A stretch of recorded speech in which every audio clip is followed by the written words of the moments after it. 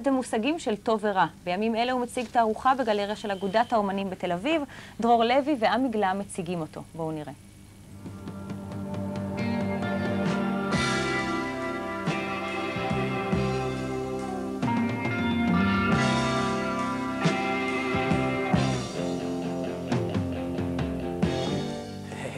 מי לא מפחד מהמוות?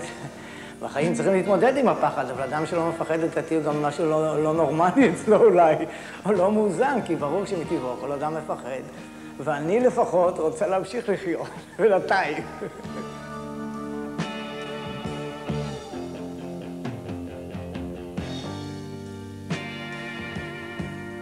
זו עבודה שעוסקת במעגלות חיים.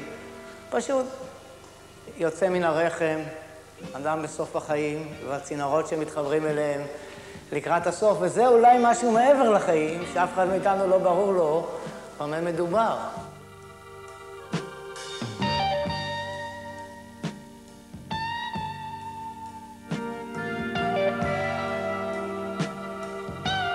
מדונה, זה השם יש לו שתי משמעויות, מדונה הקדושה, ויש המדונה מריה, ויש מדונה שהיא מייצגת איזו תרבות שבעיניי, אני קורא לזה תרבות שטוחה. אני בא, ההורים שלי בנו פה את המקום הזה, ארץ ישראל. אני בא מאדם שיש לו איזשהו ערכים, והוא לא כמו אנדי ויינהולד, שהוא חי בין הדקדנט. אני לא יכול להגיד שאני מבקר את זה ב100%, כי יש לי גם משיכה וגם דחייה, והחיים הם דיאלקטיים והם אמביוולנטיים, הם לא חד משמעיים. אבל מתוך האישיות שלי, יש לי הסתייגות מכל התרבות בהשפעה אמריקאית, ושהיא מחירה וזה, אבל יחד עם זה אני חלק מזה ואני לא יכול להתקיים בלעדי זה.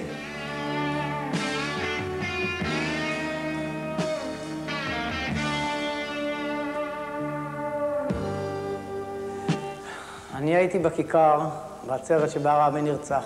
הדבר הזה עבר עליי קשה מאוד. כל הדרך הביתה נסענו באוטובוס והמון אנשים בכו. זה הטריד אותי יום ולילה ולא ידעתי מה לעשות. עד ששמעתי בחדשות את הפסוקים האלה, שכל גדולי העולם באו להלוויה של רבין, ואת רבין קברו בארון פשוט של עץ של חיילים.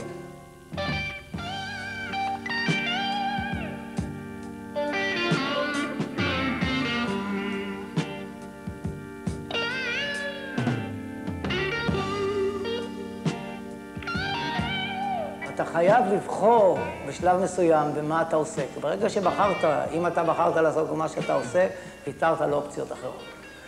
באמנות, בייחוד בארץ קטנה כמו ישראל, זה דבר שקשה מאוד להתקיים ממנו, ואם החלטת בכל זאת לעשות את זה, סימן שאתה לא יכול לחיות בלי זה.